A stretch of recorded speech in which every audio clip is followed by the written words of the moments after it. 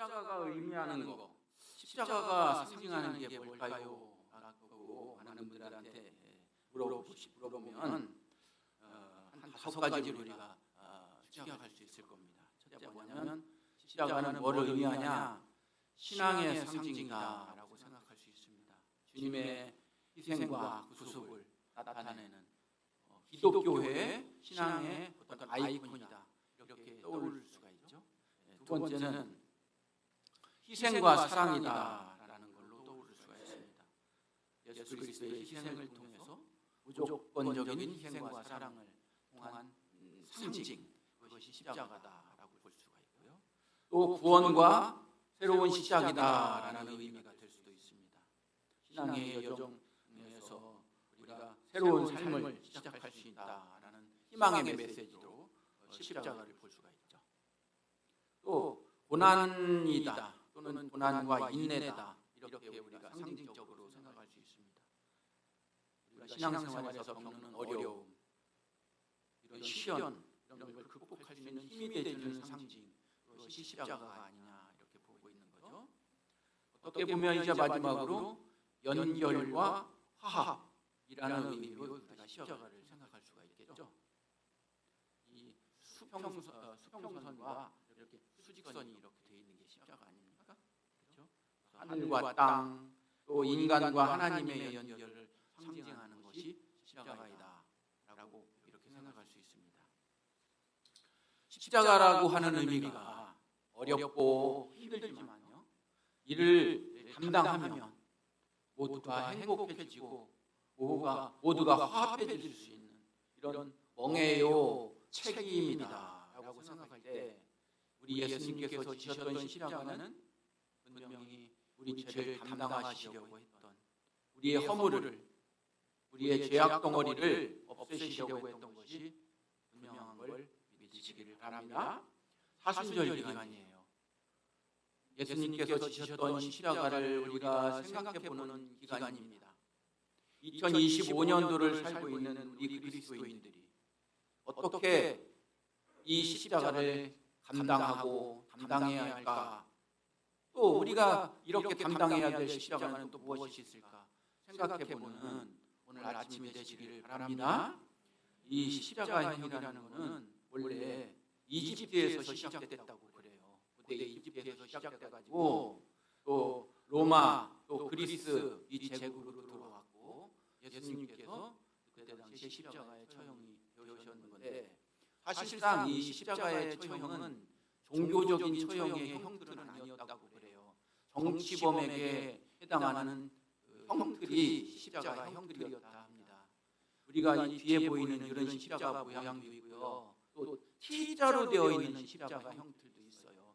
이 뒤에 있는 형태로만 되어 있진 않아요. 또 우리가 곱하기 하는 X, 이렇게 해서 하는 형들도 있고, 십자가형은 하여튼 모양이 다양했다고 합니다. 예수님의 경우 여러분 생각해 보십시오. 예수님께서 십자가에 못 박히시기 전에 사내들인 공회회, 유대인들과 사두개인들과 제사장들이 예수님을 신성모독으로 고발을 했는데, 로마 제국 치하에 있던 유대인들은 사람을 죽일 수 있는 권한이 없었어요. 그리고 종교적인 이유로도 사용하는 법률이 없었습니다. 그러나 유대인들은 예수님을 죽여야만 했습니다. 그렇기 때문에 정치범으로 몰고 갔던 거예요. 그래서 상관도 없던, 종교와는 상관도 없던 빌라도까지 앞장까지 끌고 간 거죠. 총독에게. 이 사람은 자칭 유대인의 왕이라고 해가지고 국가를 전복시키려고 하고, 본디오 빌라도시여, 당신이 믿는 그 로마 제국에게 후대타라고 하려고 했던 사람이에요. 온갖 기적을 행하고 온갖 치유를 행해서 자기를 따르는 무리들을 많이 해가지고 이것을 정치적 파워로 만들어가지고 로마 제국에서 독립하려고 하는 거예요. 빨리 이 사람을 처단하여 주십시오. 결국 본디오 빌라도는 그것이 아님을 알았지만 그때 유대 독립운동가 바라바를 대신 풀어주고 예수님을 십자가에 못 박히게 되는 것입니다. 그래서 여러분 많은 그림에 보셨지만 예수님 십자가에 보면 위에 죄명이 쓰여 있죠. 나옵니다. 영어로 INRI, 인리라고 하죠. 저게 종교적인 제목이 아니거든요. 아이가 무슨 뜻이냐면 그때 사람들은 제이를 안 쓰고 아이를 썼어요. 지저스잖아요. 제이지만 그때는 아이를 썼습니다. 그러면 이에수스, 예수. N은 나사렛이라고 하는 뜻이고, R은 렉스, 왕을 렉스라고 했거든요. 그리고 마지막 뒤에 I는 여기도 유다 하는 게 제이로 쓰지 않고 이유데오룸, 그래서 유대인들의 이런 뜻이 됩니다. 따라서 다 합쳐보면 예수님의 십자가에 못 박힌 죄명은 자칭 유대인들의 왕 나사렛 예수다, 이런 뜻으로 국가 전복범으로 처형하게 되는 것입니다. 덤으로 유대인들의 최고 의결 기구가 산헤드린이었잖아요. 이 산헤드린에서는 빌라도에게 다시 요구사항을 내놓습니다. 인리라고 하지 말고 그 앞에 자칭이라고 하나 더 붙여주세요. 이렇게 얘기를 해요. 자칭, 저 스스로 잘났다고 유대인의 왕. 그렇지만 본디오 빌라도는 이렇게 한 게 됐어, 너들 그만 좀 해, 이렇게 해서 그걸 받아들이지가 않는 겁니다. 사랑하는 여러분, 우리 주 예수 그리스도께서 지신 십자가의 의미가 무엇일까요? 저는 곰곰이 생각해 보다가 첫 번째, 십자가는 어떤 의미가 있나?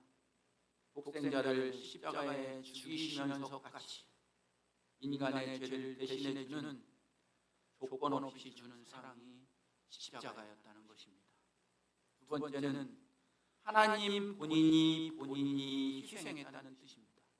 우리의 죄를 위해서 나의 이익과 무관하게 나를 버려냈던 하나님의 자기 죽음이었던 것입니다. 세 번째는 어떤 의미가 있을까요? 하나님의 뜻에 순종하면서 따르는 고난이요 멍해였다는 것입니다. 이것이 십자가의 의미가 된다는 것이죠. 저는요, 이번 주에 이 십자가 설교를 준비하면서 기도하면서 자꾸 두려움과 꺼리낌이 있었습니다. 왜냐하면 이 십자가라는 제목의 설교를 잘못했다가는 우리 성도님들에게 희망과 기쁨보다는 부담을 드리는 설교가 되지 않을까? 잘못하면 오해와 무거운 설교가 될 것 같은데, 이런 걱정이 사실 있었습니다. 그런데 자꾸 기도하면서 받은 응답이 있었습니다. 우리가 갈라디아서 1장 10절 말씀 함께 읽어볼까요? 시작. 이제 내가 사람들에게 좋게 하랴, 하나님께 좋게 하랴, 사람들에게 기쁨을 구하랴. 내가 지금까지 사람들의 기쁨을 구하였다면 그리스도의 종이 아니니라. 이 말씀을 주시는 겁니다. 그래서 담대하게 제가 십자가의 설교라는 말씀을 전하겠습니다. 할렐루야. 저번 주에는요, 제가 캐나다에서 들어온 지 벌써 6개월이 지났습니다. 6개월을 지나면서 아내와 함께 처음으로 영화를 봤어요. 우연치 않게도 오늘 설교 내용과 놀랄만하게 관련되어 있었기 때문에 하나님께서 설교할 때, 야, 박 목사야, 이 영화 이용해 먹어, 이래서 해주시는 것 같아요. 그래서 제가 오늘 영화를 한 편 소개를 해주는 걸로 설교를 보충하도록 하겠습니다. 제가 본 그 영화 제목은 콘클라베라고 하는 영화예요. 이 교황이 이제 죽습니다. 영화에서 교황이 죽는데 새로운 교황을 선출하기 위해서 비밀 회의가 열리는데, 지금도 하죠. 그게 콘클라베라는 이름의 회의병이에요. 세계에 유명한 투표권이 있는 추기경들이 모여들기 시작합니다. 바티칸으로. 그래서 이 영화는 바티칸 내부에 이 교황을 선출하기 위한 정치적인 갈등과 각 교황 후보들의 이 인간적인 내면 세계를 파헤치는 그런 영화거든요. 그런데 이 주요 등장인물이 많이 나오는데 대체적으로 한 7명이 중요한 등장인물이에요. 로렌스라고 하는 추기경은 이 영화의 주인공이고 교황 선출 회의의 회의 주재자입니다. 알도 추기경이라고 하는 사람은 이제 대머리로 나와요. 대머리로 나오는데 미국 출신이고 진보주의 추기경학자입니다. 이 사람은 교회 개혁주의자고 반정통주의자입니다. 트랑블레라고 하는 추기경은 중도파이고 캐나다 출신 추기경으로 나와요. 그는 교황이 오른팔이에요. 그런데 교황에게 몰래 무슨 일을 하다가 1대1로 걸려가지고 교황이 파면을 선고합니다. 그런데 둘이만 들었으니까 모르고 안 파면당했다고 속이고 이제 추기경 활동을 계속하는 거죠. 아데예미라고 하는 흑인 추기경도 나와요. 이 추기경은 나이지리아 출신입니다. 보수파입니다. 아프리카 최초의 교황을 하려는 야망을 가지고 있었습니다. 전통을 수호하고 보수주의자였습니다. 테데스코라고 하는 추기경은 이탈리아 추기경입니다. 극우 보수입니다. 교회 현대화에 무조건 반대하는 추기경이에요. 아니에스라고 하는 수석 수녀가 나와요. 이 수녀가 나중에 고백을 해서 트랑블레가 했던 조작, 음모, 교황에게 파면당한 게 들통나서 낙선이 되게 되죠. 마지막 인물이 누구냐면 베니테스라고 하는 추기경인데 이 추기경은 모든 107명의 추기경이 다 모였는데 늦게 와요. 그 다음 날 와요. 그래서 107명의 회의를 해요. 이 사람을 넣을까 말까. 왜냐하면 이 사람은 추기경 목록에도 없고 교황이 비밀적으로 임명한 추기경이고 이 사람은 아프간과 이슬람 세력 속에 몰래 파견해서 만들어낸 추기경이에요. 사람도 멕시코 사람으로 나와요. 보잘것없고 키도 작고 볼품없는 까무잡잡한 멕시코의 추기경입니다. 사실적으로도 이 배우는 멕시코계 캐나다인이에요. 자, 그런데 이제 회의를 하는데 아프리카 추기경이 1등으로 나옵니다. 그런데 아까 얘기한 트랑블레 캐나다 추기경이 비리를 잡아요. 30년 전에 수녀를 건드렸어요. 그래서 아기가 있어요. 30년 전에 그걸 건드려가지고 이 사람을 낙선시켜버려요. 그리고 자기가 교황을 하려고 그러고. 그런데 이 교황의 오른손이었던 트랑블레도 사실은 그것을 파헤치면서 그 수녀를 몰래 파탄에 들여왔다는 걸 교황이 알아요. 그래서 교황이 너 왜 이렇게 못된 짓 했느냐, 너 파면 했는데 하자마자 주니까 묻힌 거죠.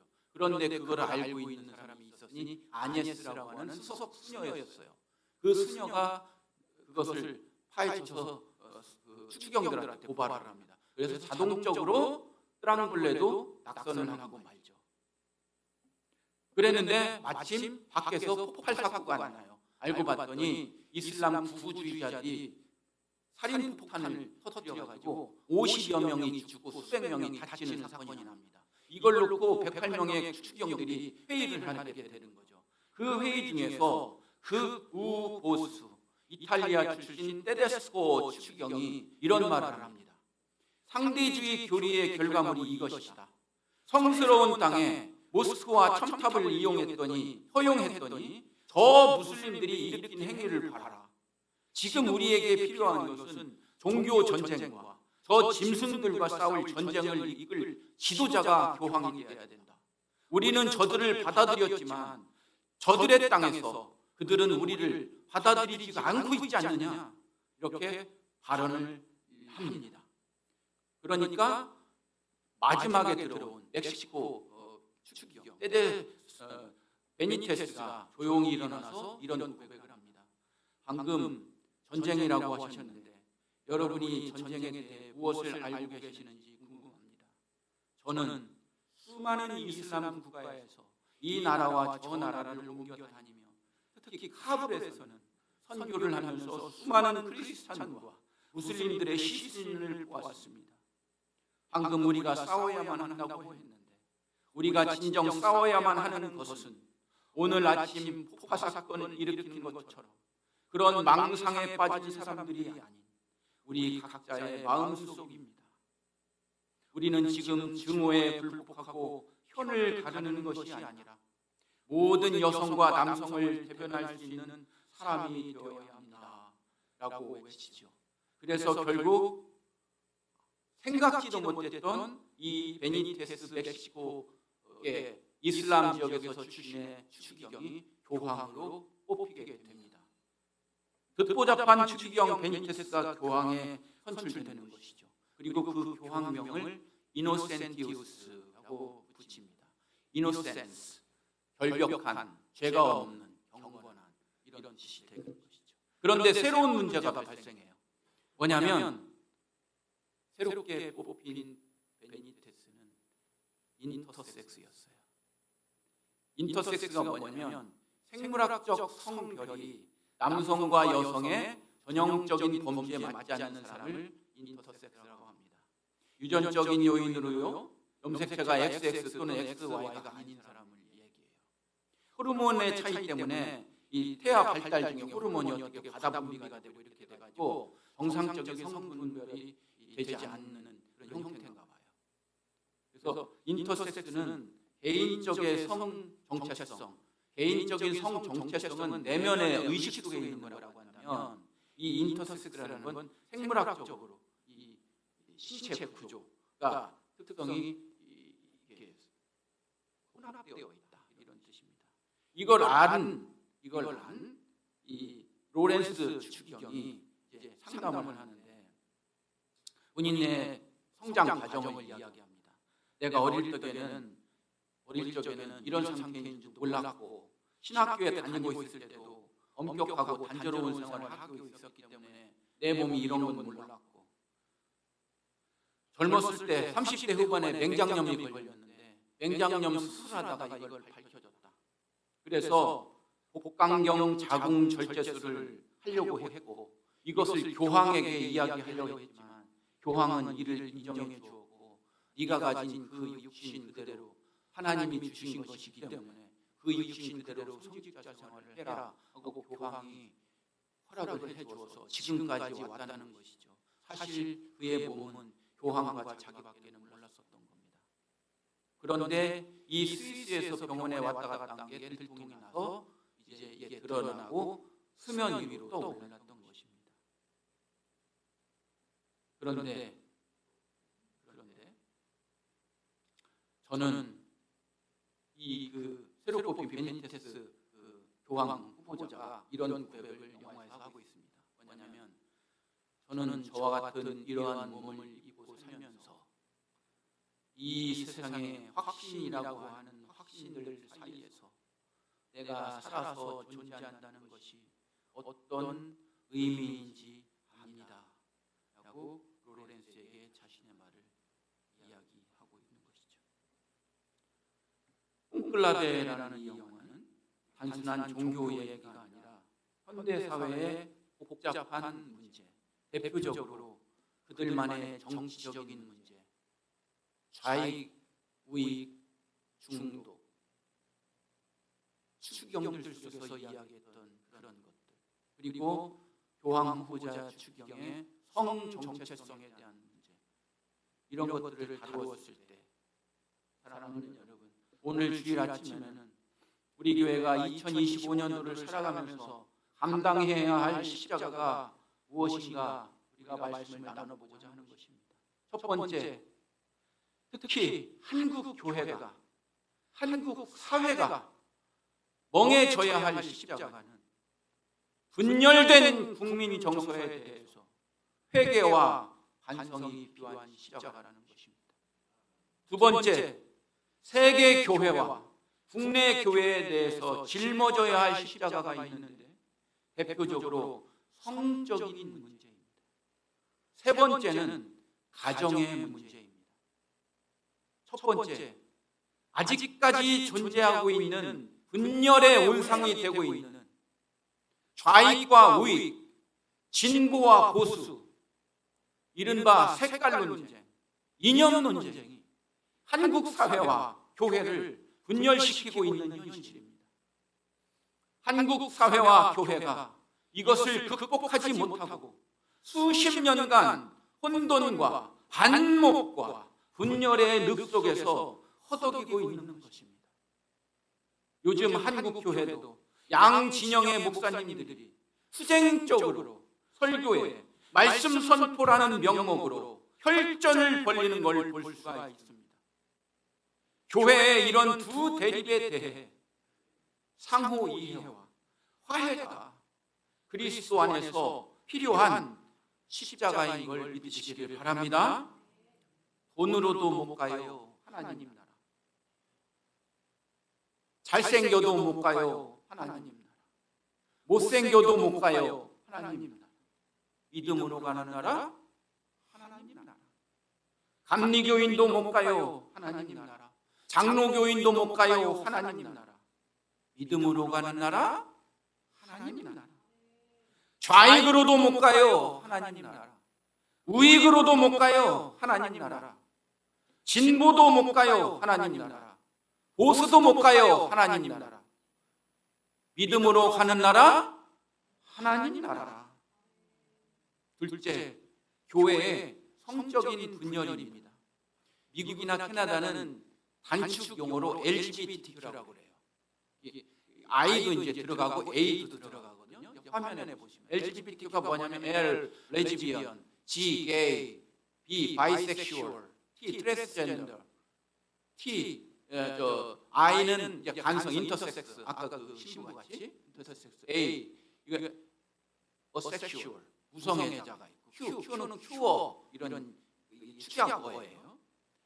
서양 교회는 우리나라하고는 약간 다르게 이 문제로 상당히 지금도 곤욕을 치르고, 오히려 우리나라는 좌익이냐 우익이냐 갖고 싸우지만 미국은 이걸 갖고 싸워요.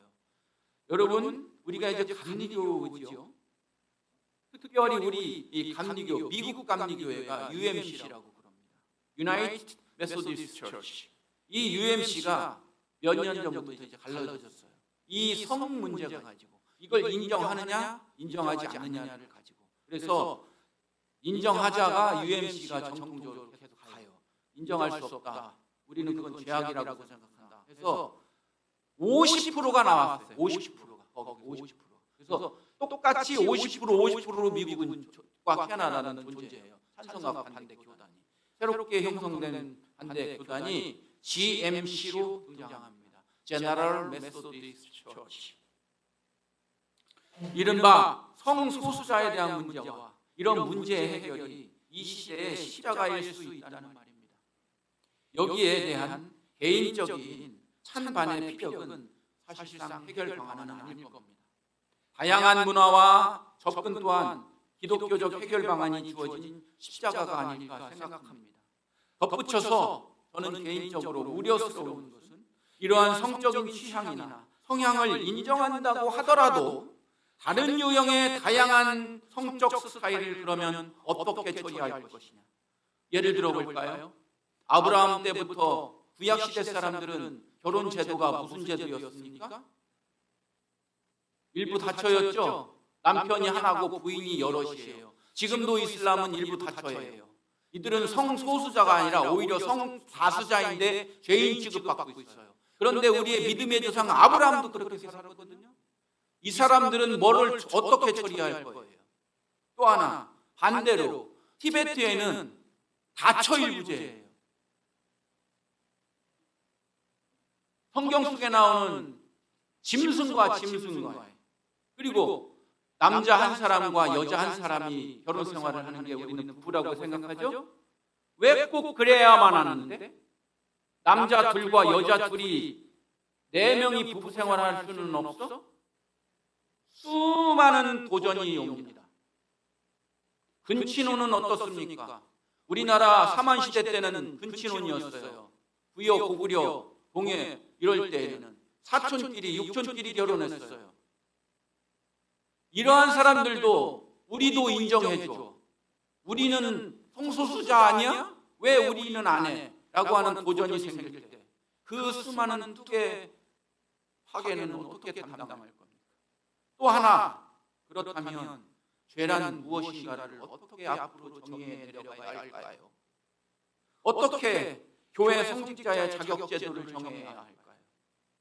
진정한 평등이 성적 소수자를 인정하는 것이 평등일까? 아니면 그에 대한 반대 의견과 입장도 보호해 주는 것이 평등이 아닐까라는 현대의 십자가가 주어지고 있다는 것입니다. 긍정적인 의미로서 차별금지법을 바라보아야 할까? 아니면 차별금지법의 역차별의 문제는 없는가도 고민해야 할 것입니다. 세 번째, 가정의 회복입니다. 기존의 조부모, 부모, 자녀라는 공식의 보수를 입장하려고 하는 건 아닙니다. 현대는 다양한 가정의 유형이 존재합니다. 다양한 가정의 존재 속에서 그 가정의 기능과 사랑, 친밀감의 회복이 교회가 짊어지고 가야 할 십자가라고 하는 것입니다. 1966년도에요. 미국의 유명한 교육학자인 홀맨 보고서라고 하는 연구 결과물을 내놨어요. 뭐냐면 전제 조건을 이렇게 내세웠습니다.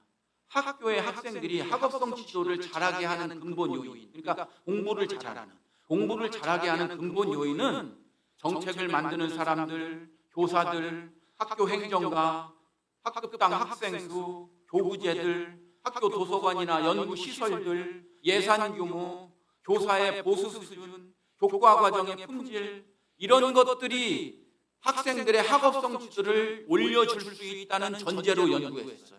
이걸 우리는 학교 효과라고 보거든요. 그런데 연구를 했는데 60만 명의 학생을 연구했어요. 6만 명의 교사를 연구했어요. 4천 개의 학교를 대상으로 했어요. 그런데 놀라운 연구 결과가 나옵니다. 그러한 학교 요인의 결과는 학생들의 학업성 지수에 거의 영향을 미치지 않는다고 나와요. 그러면 뭐가 학업성 지수의 결과를 이끌어주느냐? 가정이라고 나옵니다. 학교에 있는 게 아니에요. 가정 중에서 엄마 아빠의 사회적 배경, 엄마 아빠의 문화적 배경, 엄마 아빠의 경제적 배경이 영향을 미친다고 나와요. 우리가 듣기 좋은 말로 엄마 아빠가 사회 경제 자본을 많이 가질수록 아이들이 공부를 잘한다는 거거든요. 그런데 여러분들 잘하고 와 보시면서 사회 경제적 문화적 배경이 많은데도 공부를 못하는 애들이 있어. 그렇죠? 그럼 뭘로 설명할 거예요? 더 깊이 알아내는 거예요. 뭐냐? 엄마 아빠의 가정의 사회적 문화적 경제적 배경에다가 그 뒤에 각 가정 속에서 보이지 않는 언어 생활, 각 가정에서 보이지 않는 신뢰도, 가정 구성원들끼리의 상호 존중하는 것들, 위임하는 것들, 사랑하는 것들이 있으면 있을수록 100% 맞아떨어지는 걸 본 거예요. 그게 홀맨이 연구해낸 보고서입니다. 이 결과로 미국 전체가 발칵 뒤집히는 겁니다. 홀맨의 연구를 두고 갑론을 박이 있었지만 중요한 결론은 학교 효과보다는 가정 환경이 학업 성취도를 좌우한다는 인과관계를 설명하고 있는 겁니다. 후에 나온 젠크스라고 하는 교육학자에 의하면 가정 배경이 60%의 영향력을 미치고 유전이 35에서 50%의 영향을 미치고 학교 요인이 4%로 통계가 되어 나오는 것이죠. 결국 교육학에서도 가정의 회복이 학업 성취도의 중요한 요인인 것처럼 우리도 하나님께서 주신 가정의 회복이 주어진 십자가라고 하는 것입니다. 다양한 가정의 존재에도 교회가 다시금 회복시켜야 할 십자가는 가정인 것입니다. 오늘은 사순절 둘째 주로 우리 교회가 짊어져야 할 십자가에 대해 말씀을 지금 나누고 있습니다. 세상은 급변하고 있습니다. 가정도 사회도 교회도 다양하게 변하고 있습니다. 우리의 헌신이, 우리의 기도가 더욱더 주님과 함께하지 않으면 그리스도의 십자가를 짊어지기 더더욱 어려운 시대에 살고 있습니다. 그리스도와 함께 우리는 십자가에 못 박혔나니 그런즉 이제는 내가 사는 것이 아니요 오직 내 안에 그리스도께서 사시는 것이라. 이제 내가 육체 가운데 사는 것은 나를 사랑하사 나를 위하여 자기 자신을 버리신 하나님의 아들을 믿는 믿음 안에서 사는 것이라. 그리스도와 함께 우리가 십자가에 못 박혔다면 이젠 우리 그리스도 안에서 충분히 그분의 십자가를 감당하는 저와 여러분 되시기를 주님의 이름으로 부탁드립니다. 2025년도를 살아내는 우리 크리스찬들에게 있어서 이기주의를 십자가에 못 박고 싸구려 신앙을 십자가에 못 박고 짊어져야 할 십자가가 무엇이 있을까요? 한국 내 존재하는 끊임없는 당파 세력, 양대 세력, 그것이 진보와 보수의 문제이던 정치관의 갈등이건 물론 선한 경쟁과 선한 토론 속에서 건강한 사회의 체제가 생성되는 건 맞습니다만 역사적으로 본 우리의 현실은 아직도 극복하지 못하고 있다는 것입니다. 우리 크리스찬들이 져야 할 십자가인 것입니다. 이것을 극복하고 해결하지 못하면 좋아하고 박수 치는 것은 북한과 일본 아닐까요? 최근 대두되는 성애 문제도 그렇습니다. 나아가서 이 문제는 단순한 성애 문제만 국한하지 않습니다. 다양한 가치관과 철학의 문제입니다. 구약시대 때는 우상숭배와 영적 간음이 하나님과 함께 도전의 대상이었습니다. 예수님 시대 때에는 율법주의자들과 하나님의 아들과의 전쟁이었습니다. 신약 시대 때에는 수많은 영지주의, 거짓 선지자, 헬레니즘, 이단 사상들과의 전투였습니다. 지금의 시대는 최첨단 과학과 생명과학의 발달로 더욱더 어렵고 복잡다단한 가치관들과 마주해야 하는 십자가의 시대인 것입니다.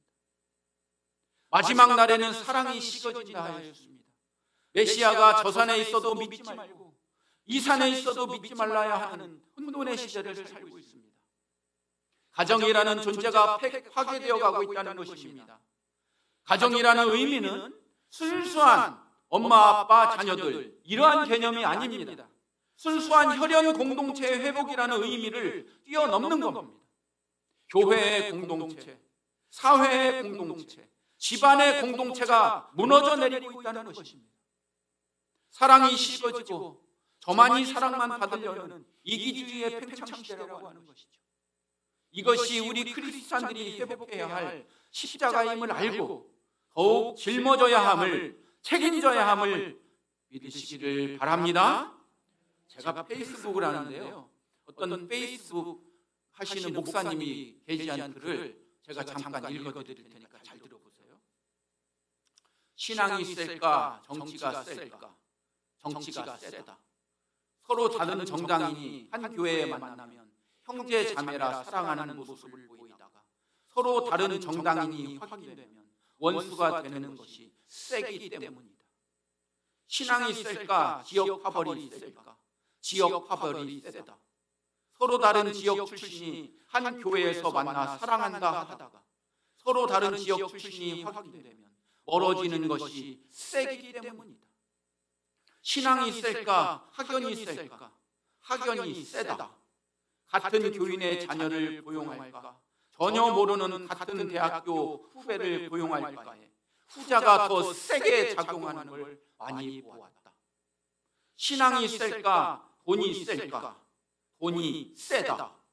신앙을 위장한 만문이 세기 때문이다.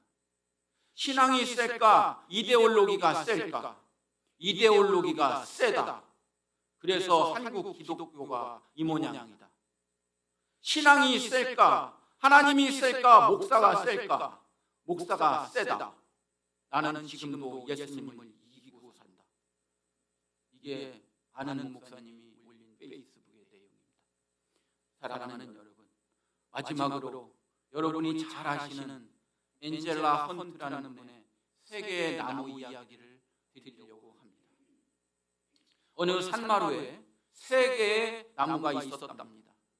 세 개의 나무가 다 꿈을 가지고 있었습니다. 첫째 나무의 꿈은 나중에 금으로 입혀진 보석함이 되어서 이 세상에서 가장 아름다운 보석을 담는 보석함이 되는 게 꿈이었습니다. 둘째 나무의 꿈은 바다를 여행하는 군함이 되어서 왕을 태우고 전투에 참여하는 것이 꿈이었습니다. 셋째 나무는 이 산마루에서 뽑히지 않고 가장 오래 살면서 가장 높은 나무가 되어서 지나가는 사람들에게 우러름을 받을 수 있는 나무가 되는 것이 꿈이었습니다. 수십 년이 흘렀습니다. 어느 날 나무꾼이 이 산마루에 올라 첫째 나무를 자르기 시작합니다. 이제 그는 금으로 입혀진 보석함이 될 걸 기대했습니다. 그러나 그는 어느 농부에게 팔려가 그의 외양간에 소나 말을 먹이는 영을통으로 만들어집니다. 나무꾼이 둘째 나무를 자르기 시작합니다. 둘째 나무는 이제 바다를 여행하는 두남이 되어서 왕을 태우고자 하는 꿈에 불려 있었습니다. 그러나 그는 어느 어부에게 팔려가 작은 고깃배가 되어 호숫가에 띄어집니다. 나무꾼이 셋째 나무를 자르기 시작합니다. 그는 비명을 질렀습니다. 나는 여기서 오래 살아야 돼. 나는 여기서 수백 년이 지나야 돼. 높은 나무가 되어서 많은 사람들이 우러러봐야 되는데 나를 왜 자르는 것이야? 셋째 나무는 목수에게 팔려 뒤뜰에 버려집니다. 수년이 흐른 후에 어느 날 말구유가 된 첫째 나무에 세상에서 가장 보배로운 아기가 그 품에 놓이게 됩니다. 그 아기의 이름은 예수라고 불리웠습니다. 호수에 떠다니던 둘째 나무에도 사건이 생깁니다. 그의 배에 어느 날 한 분이 오시고 그의 제자들이 함께 오르고 갑자기 폭풍이 불고 두려워하는 제자들을 안심시키고 바다를 한마디로 꾸짖습니다. 호수는 잠잠하게 되었고 제자들은 그에게 엎드려 주님과 왕으로 경배하였습니다. 그때 비로소 그 나무는 그가 왕 중의 왕인 예수님을 모신 물고기 배였던 것을 알게 되었습니다. 목수에게 빨려 그의 뒤틀에 버려졌던 셋째 나무는 어느 날 로마 군인들의 선택으로 십자가 나무가 되어서 갈보리 높은 언덕에 세워집니다. 그의 나무는 그의 친구 첫째 나무에서 태어나고 둘째 나무가 태우고 다니던 갈릴리 사람 예수라는 분이 매달리게 됩니다. 그리고 그는 원래의 꿈처럼 하나님을 보여주고 사람들에게 사랑받는 나무가 되었습니다. 새 나무의 기도는 응답을 받았던 것입니다. 여러분과 제가 짊어질 십자가는 각각 개인적으로, 교회적으로, 가정적으로, 국가적으로 담당되어 있습니다. 말구유로 예수님을 태웠던 어부의 배로, 예수님을 모시고 우러러보게 했던 십자가로, 또 다른 모양으로 존재할 것입니다. 예수님은 누구든지 나를 따라오려거든 자신을 부인하고 자기 십자가를 지고 나를 따르라고 하셨습니다. 내 몫으로 지어진 십자가가 있습니다. 자녀들을 키워내는 부모의 십자가, 남편과 아내라는 십자가, 자식으로서의 십자가, 회사의 대표와 직원으로서의 십자가, 교회의 임원, 교회의 청지기로서의 십자가, 지금까지 주세요 주세요라고 얻기만을 원했던 신앙인이었다면 주어진 개인으로, 교회 일원으로, 그리스도의 제자로, 한국인으로 주어진 십자가를 져야 할 때가 지금부터라는 걸 믿으시기를 바랍니다.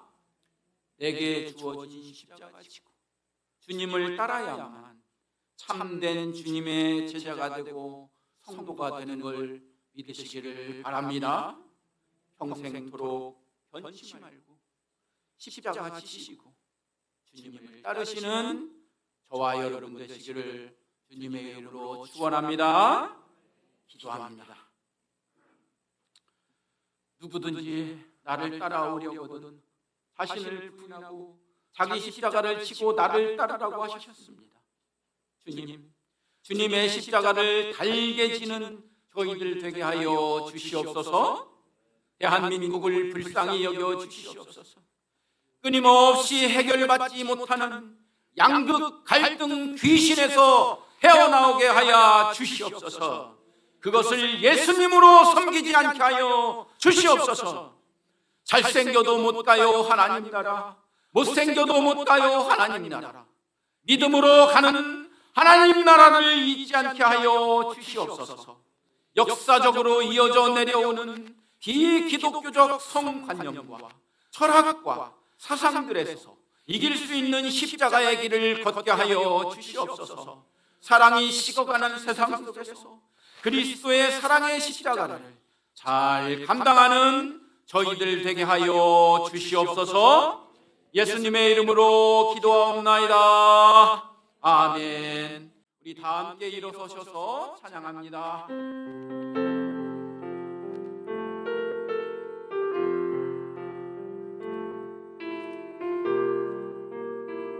갈보리 십자가에 갈보리 십자가에 주님을 바라볼 때 하나님 크신 사랑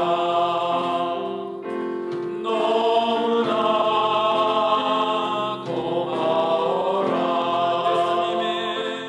예수님의 십자가 이제는 나도 지고 이 생명 가져서 주님을 따르리라. 우리에게 믿음과 소망을 주시며 사랑으로 세상을 이기게